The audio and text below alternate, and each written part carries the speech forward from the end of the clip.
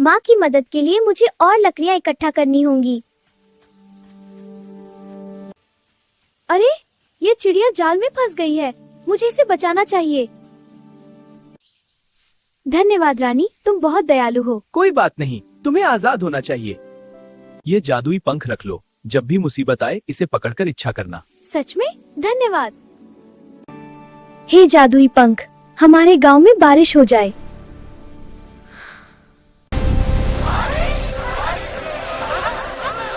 मुझे खुशी है कि सबकी मदद हो गई।